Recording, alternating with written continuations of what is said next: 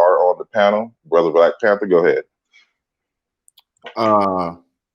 My phone was dying, but I did catch the brother say that Christianity and Islam were just as African as Ifa.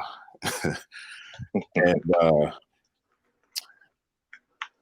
I have to respond to that, even though I really don't want to, but I have to respond to that. Number one, before we get into that felonious claim, stop calling Òrìṣà practice in totality Ifa,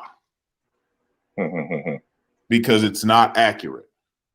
Stop trying to make these systems under an umbrella that doesn't exist.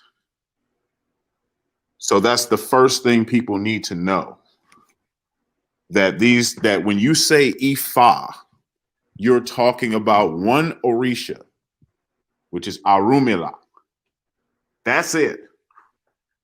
And Orunmila does not have a monopoly on the entire tradition of the Yoruba that come out of southwestern Nigeria.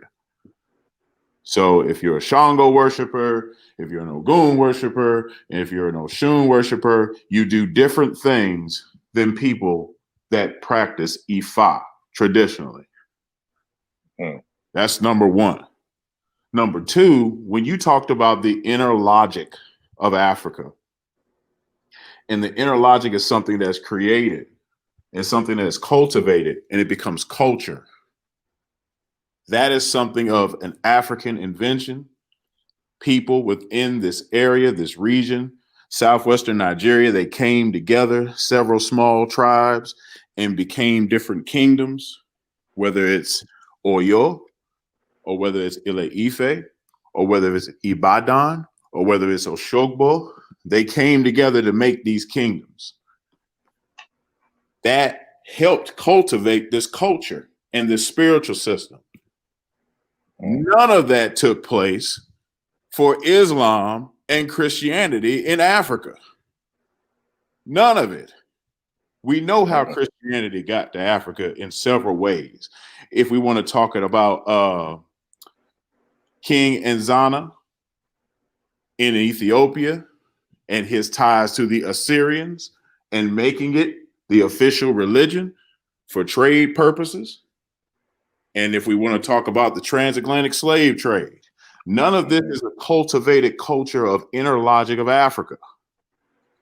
It's all brought in by foreigners, either by force or by an executive decision.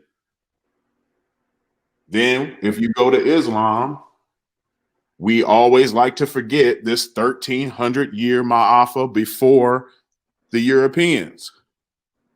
You don't hang around people for 1300 years and don't pick up nothing.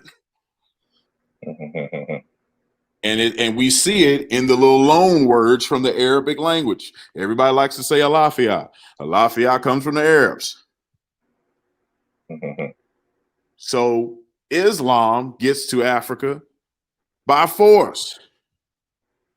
We have several texts and eyewitness accounts and testimonies and all types of stuff from when this religion got to Western Africa and how they forced people.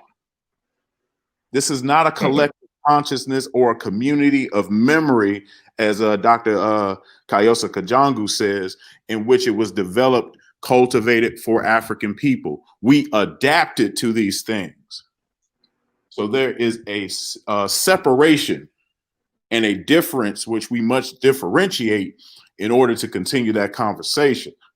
Because you can't just say that these Abrahamic religions are the same as quote unquote Ifa or quote unquote voodoo or quote unquote Okon, because that is false. And I wanted to make that distinction. Appreciate you.